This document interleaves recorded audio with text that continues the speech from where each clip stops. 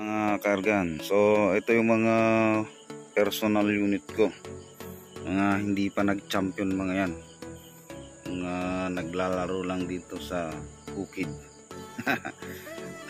Later on makakasalilin tayo sa mga patimpalak at least ma-replyan natin, masatisfy natin yung mga nagsasabing mag-champion ka muna bago ako maniwala sa'yo. Diba? So yung mga ganyan kailangan i-take positively, yan, gawing challenge, diba mga kargan? So ito, unang tanong, alam nyo ba na ang regulator na nakalagay dito sa Taurus ko, kunwari ay nakaset yan sa 2.5, kapag linagay ko dito sa talong ergan ko ay hindi na magiging 2.5 ang kanyang regulator. Sulitin natin. Alam nyo ba na ang regulator na yan na naiset ng 2.5 dito, reg pressure dito sa plenum ko, sa receiver ko na Taurus na ergan, na kapag tinanggal natin yan, kahit 2.5 ngayon yan, linagay ko dyan sa talong ergan na yan o sa ibang ergan, ibang unit, ay hindi magiging 2.5 ang kanyang regulator.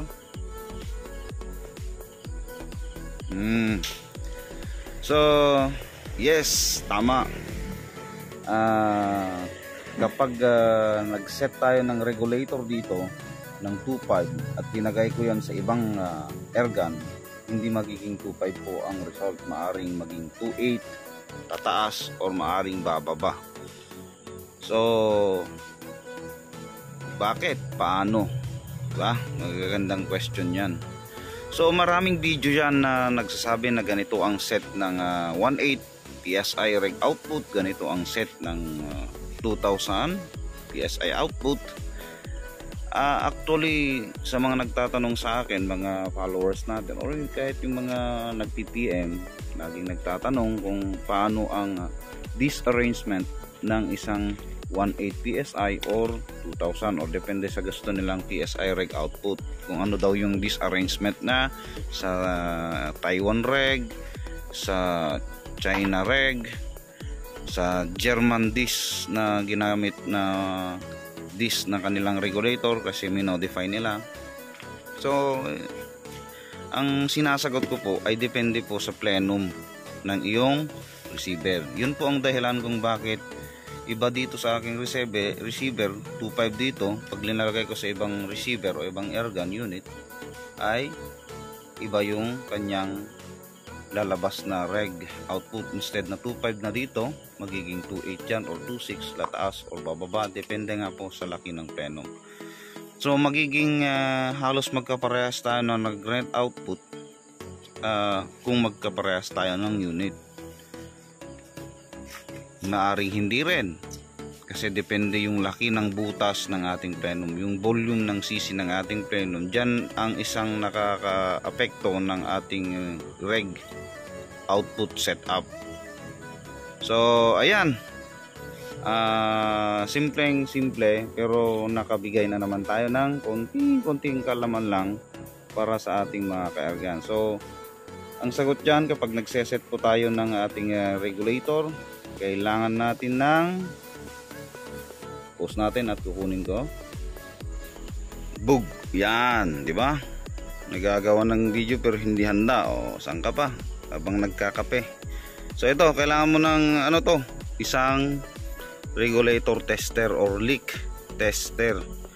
O nga naman, kung ikaw ay nag-hand pump lang, wala kang kompreso, kailangan mo to, malaking tulong to. Sasakit katawan mo ka, bubomba ka sa set ng iyong regulator kung wala kang ganito. Ilalagay mo dyan, tatanggalin mo yung tank, ito ang ipapalit mo dito. Yan. By means, kunting pump lang sa hand pump ay makikita mo na agad. Tataas yung reg gauge mo ng pupunta ng 2,000 plus o 3,000. Makikita mo na yung plenum reg mo kung saan siya nakaset. So pwede kang magtanggal na naman, ligas, at napapadali yung trabaho natin. So ito, murang-mura lang naman to, nasa 400 plus or 500 plus yata sa alam siyo na, bilihan. So murang-mura lang, malaking tulong to kung mayroon kang unit. Napakaliit na bagay pero napakalaking tulong sa atin sa pag-tune. Kasali kasi ito sa tuning. Unang-una kasi nating tune ay yung regulator. So ayan, isang leak tester or reg pressure test na linalagay sa pamalit sa tank para hindi ka mapagod. Yung iba, yung tank nila kahit yan na lang, kung ma-extra silang BB, yung bala ng airsoft, yan dinalagay nila. May nakita akong video ganun ang ginagawa para ma-fill niya yung space sa loob ng kanyang tank at makunti lang yung hangin na kanyang ipapump para hindi siya mapagod. May nakapanood akong video ganun ang ginawa. Pero kung wala ka namang BB, alangan ng BB, yung bala ng airsoft naman ang bibilhin mo, abay ganito na lang. Tipo ba, mga ka-airgun? Nagkataon lang po sa video, sa gumawa ng video na mayroon siyang mga bala ng airsoft sa kanyang bahay. So yun ang ginamit niya. So kailangan natin ng kunting maparaang techniques, di ba? Mga pinagbabawal na techniques, Hokage move. So ito, okay, yan, pag naset mo na yan, pwede ka nang mag ayos-ayos, mag-set ng iyong sariling this reg output. So yan yung sagot. Hindi po pare-parehas ang ating reg output. Kahit sabihin natin or sabihin ko sa iyo na ganito ang arrangement ng 1/8 PSI, this arrangement hindi magiging applicable sa iyo kasi sa akin iba yung receiver ko, iba rin sa iyo, o iba yung volume ng CC ng kanyang plenum, iba rin yung sa iyo. Kaya pinaka the best, ikaw mismo mag-arrange. Isa pa, idagdag ko na rin yung arrangement kasi mayroon mga arrangement ng disc na hindi maganda. Kunwari hindi siya talaga magandang mag-play sa iyong unit. Kailangan mong mag-adjust ulit, ayusin mo, depende sa gusto mo, yung mabilis mag-refill, depende sa iyo yung gusto mong tune.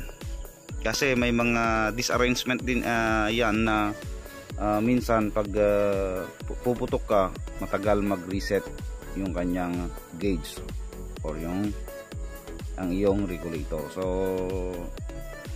ayan, mas mainam na mayroon kang tester, leak tester.